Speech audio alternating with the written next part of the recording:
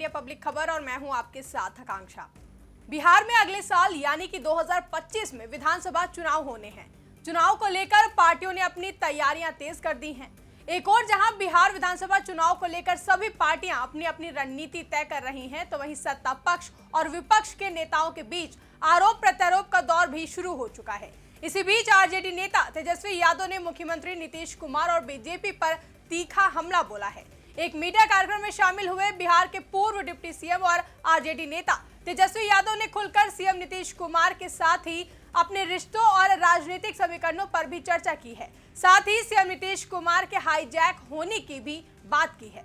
दरअसल हरियाणा और महाराष्ट्र का किला बचाने के बाद अब भारतीय जनता पार्टी बिहार की मोर्चेबंदी में जुटी हुई है, जहां मुख्यमंत्री नीतीश कुमार के साथ मिलकर बीजेपी धीरे धीरे बिहार चुनाव का सियासी पिच तैयार कर रही है।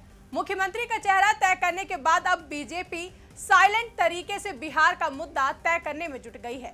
यही वजह है कि जाति जनगणना जैसे बड़े मुद्दे पर एनडीए अब फ्रंट फुट पर खेलने लगी है। बीते कल लोकसभा में पहले केंद्रीय रक्षा मंत्री राजनाथ सिंह और फिर जेडीयू सांसद और केंद्रीय मंत्री राजीव रंजन उर्फ ललन सिंह ने जातियों की गिनती के मुद्दे पर विपक्ष की घेराबंदी की है, जहां केंद्रीय मंत्री ललन सिंह विपक्षी दलों पर जमकर बरसे। साथ ही कांग्रेस पार्टी को संविधान का भक्षक भी बताया। केंद्रीय मंत्री ललन सिंह ने कहा कि कांग्रेस ने लंबे समय तक देश में राज किया। इस दौरान उन्होंने सैकड़ों बार संविधान की धज्जियां उड़ाई हैं।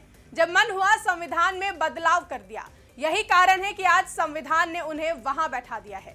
वहीं इस दौरान केंद्रीय मंत्री ललन सिंह ने कांग्रेस सांसद प्रियंका गांधी वाड्रा का नाम लिए बिना निशाना साधते हुए कहा कि आपको ज्ञान नहीं है, जरा आपके पूर्वजों ने इस देश पर जो शासन किया है उनका भी इतिहास पढ़ लेती। हमारे यहाँ एक कहावत है, 100 चूहे खाकर बिल्ली हज को चली।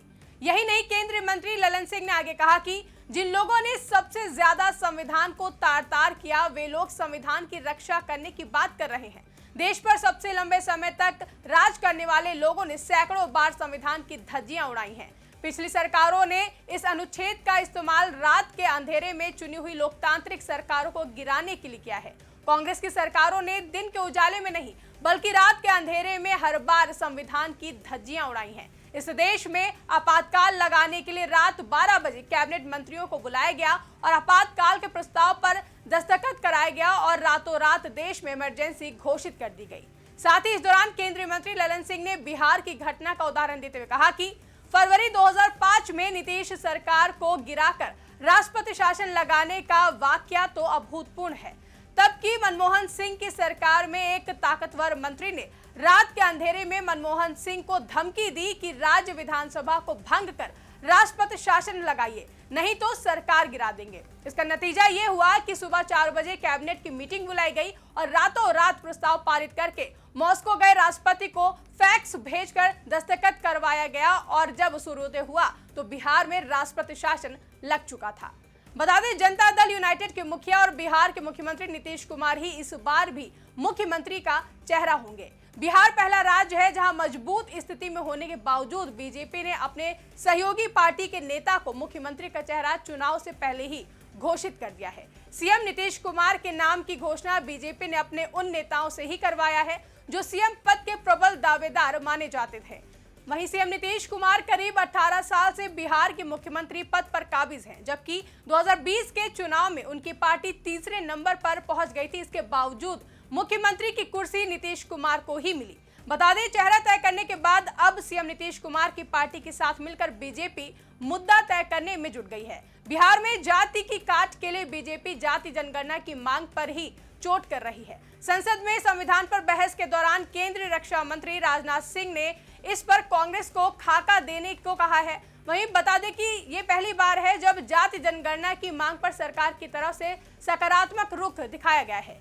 केंद्रीय रक्षा मंत्री राजनाथ सिंह ने बहस के दौरान यहां तक कह दिया कि सरकार इस पर बहस भी करा सकती है। इतना ही नहीं, केंद्रीय मंत्री ललन सिंह ने जाति जनगणना की मांग को लेकर सपा सुप्रीमो अखिलेश यादव और कांग्रेस सांसद राहुल गांधी पर भी निशाना साधा और कहा कि इंडिया गठबंधन में जब जाति जनगणना को लेकर प्रस्ताव पास करने की बात कही गई तो दोनों नेता चुप हो गए। बिहार देश का पहला राज्य है जिसने जाति आधारित सर्वे का डेटा जारी किया है। बता दें अब बिहार में इन्हीं आंकड़ों के आधार पर आरक्षण और अन्य हिस्सेदारी संबंधित मांगे की जा रही हैं और कहा जा रहा है कि बिहार के चुनाव में जाति सर्वे और उसके आंकड़े आधारित मुद्दे हावी रह सकते हैं। जाति के साथ साथ बिहार में एनडीए की कोशिश महिला मतदाताओं को साधने की भी है। जैसा कि हाल ही में महाराष्ट्र और झारखंड विधानसभा चुनाव में देखने को मिला है कि महाराष्ट्र और झारखंड के चुनाव में महिलाएं गेम चेंजर बनकर उभरी हैं। वहीं महिला मतदाताओं की वजह से कहा जा रहा है कि दोनों ही राज्यों की सरकार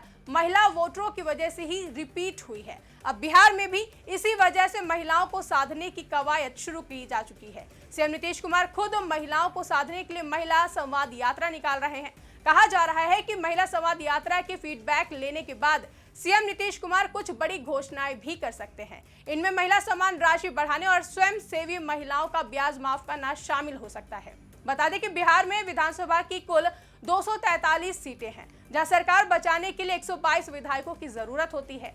एनडीए इस बार 5 दलों के साथ मैदान में है। बीजेपी के अलावा जेडीयू, आरएलडी, एलजेपीआर और हम एनडीए गठबंधन में शामिल हैं। वहीं दूसरी तरफ 6 दलों के साथ इंडिया गठबंधन भी चुनावी मैदान में उतरेगी। इंडिया में कांग्रेस, आरजेडी, माले, सीपीआई, सीपीआईएम और वीआईपी पार्टी शामिल है। इसके अलावा प्रशांत किशोर की पार्टी जन स्वराज पूरे चुनाव को त्रिकोणीय बनाने में जुटी हुई है। प्रशांत किशोर की पार्टी बिहार की सभी 243 सीटों पर अकेले ही चुनावी मैदान में उतरेगी। तो वहीं आरजेडी की तरफ से भी चुनावी बिसात बिछाने का काम किया जा रहा है, जिसके चलते आरजेडी नेता तेजस्वी यादव ने हाल ही में एक मीडिया इंटरव्यू के दौरान सीएम नीतीश कुमार को लेकर बड़ा बयान दिया है और उनके सियासी हाईजैक होने की भी बात कही है। साथ ही तेजस्वी यादव ने एक बार फिर से मुख्यमंत्री नीतीश कुमार पर तीखे शब्दों से हमला बोला, जिसमें उन्होंने कहा कि सीएम नीतीश कुमार को उनके सहयोगियों ने हाईजैक कर लिया है। तेजस्वी ने अपने चाचा और बिहार के मुख्यमंत्री पर आरोप लगाते हुए कहा कि वे बार बार अपनी बातें बदलते हैं और अब उनकी स्थिति कमजोर हो चुकी है। मुख्यमंत्री नीतीश कुमार का नाम नीति के ईश है, लेकिन क्या वे सच में नीति के देवता हैं? वे बार बार कहते हैं कि मैं पलटी नहीं मारूंगा, लेकिन पलट जाते हैं। एक बार गलती हो सकती है, लेकिन बार बार गलती करना मस्ती करने जैसा है। साथ ही तेजस्वी यादव ने आरोप लगाया कि मुख्यमंत्री नीतीश कुमार अब किसी भी सार्वजनिक कार्यक्रम में खुलकर नहीं बोलते हैं। सीएम नीतीश कुमार किसी भी कार्यक्रम में जाते हैं तो केवल 5 मिनट में ही समाप्त कर देते हैं। ऐसा लगता है कि उन्हें हाईजैक कर लिया गया है, उनके पास अब स्वतंत्रता नहीं बची है।